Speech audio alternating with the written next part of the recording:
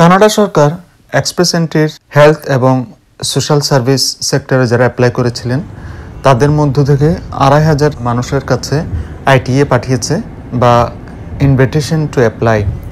এরা এখন পিআর হওয়ার জন্য আবেদন করতে পারবেন এবং পিআর হওয়ার জন্য যোগ্য।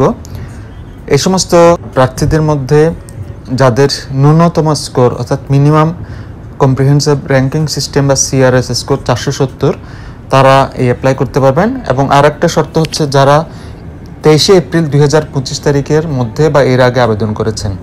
আজ ১৯শে আগস্ট ২০২৫ কানাডার আইআরসিসি তারা এক্সপ্রেস এন্ট্রির এই ড্র ঘোষণা করেছে এবং এটা এই মাসের অর্থাৎ আগস্ট মাসের ৫ম ড্র এটা।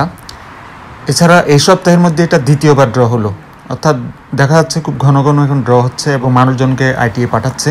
তবে গত মে মাসের পর থেকে এইবারই প্রথম হেলথ কেয়ার এবং সোশ্যাল সার্ভিসেস এই ক্যাটাগরিতে এত আইটিএ পাঠানো হলো।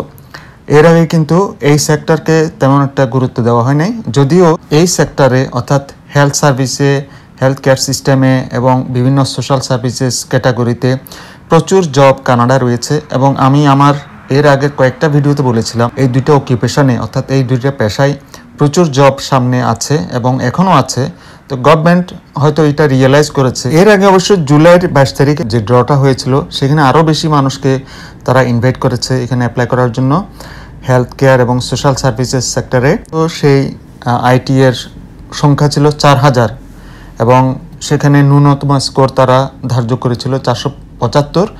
এবার ৫ পয়েন্ট আরও কমালো তারা ৪৭০ এবং ২৫০০ লোককে তারা আইটিএ পাঠিয়েছে। তবে এখানে একটা সীমাবদ্ধতা আছে, শুধুমাত্র ৪৭০ মিনিমাম স্কোর থাকলেই হবে না।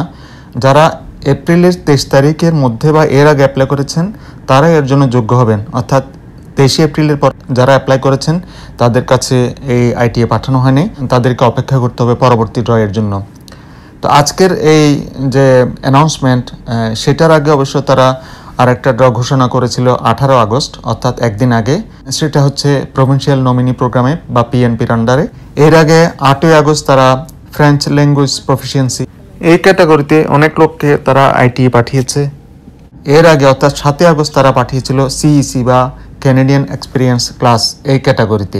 আজকের এই ড্রয়ের মাধ্যমে কানাডা সরকার এ পর্যন্ত ২০২৫ সালে ৫৫,৮২০ জনকে আইটিএ পাঠিয়েছে এক্সপ্রেস এন্ট্রি সিস্টেমের মাধ্যমে।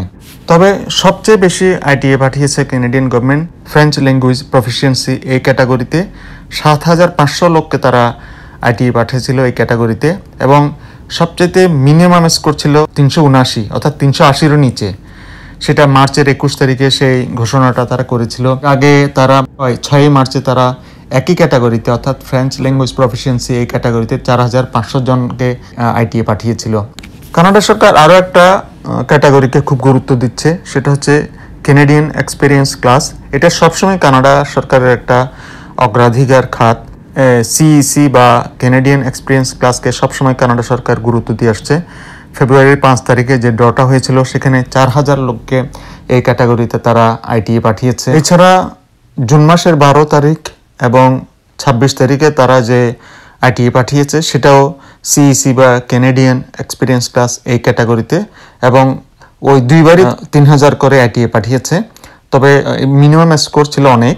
প্রথমটিতে ছিল সেখানে মিনিমাম সিআরএস স্কোর ৫২৯ এবং ২৬শে জুনে ছিল ৫২১। এখন দেখা যাচ্ছে সবচেয়ে কম মিনিমাম স্কোর তারা চাচ্ছে ফ্রেঞ্চ ল্যাঙ্গুয়েজ প্রফিসিয়েন্সিতে। আর এবার দেখা গেল হেলথ সেক্টর এবং সোশ্যাল সার্ভিস এই ক্যাটাগরিতে তারা আরও কম চাচ্ছে। ১৯শে আগস্ট যেটা ঘোষণা করলো সেটাতে ৪৭০ এবং এর আগেরটাতে ৪৭৫। কাজেই বোঝা যাচ্ছে যে কয়েকটা খাতে কয়েকটা ক্যাটাগরিকে তারা অগ্রাধিকার দিচ্ছে। যারা এখানে কানাডায় এক্সপ্রেস এন্ট্রির মাধ্যমে আবেদন করে এখানে থাকতে চান তারা অবশ্যই এই বিষয়গুলো এক্সপ্লোর করবেন এবং রিসার্চ করবেন এবং সেই অনুযায়ী আপনারা নিজেরা প্রিপারেশন নেবেন। ডিয়ার ভিউয়ার্স, এ বিষয়ে আপনার কোনো মন্তব্য থাকলে বা কোনো কিছু জানার থাকলে নিচে লিখুন। আজ এখানে রাখছি। কানাডার টরন্টো থেকে আমি শামসাদ, সবাইকে শুভেচ্ছা।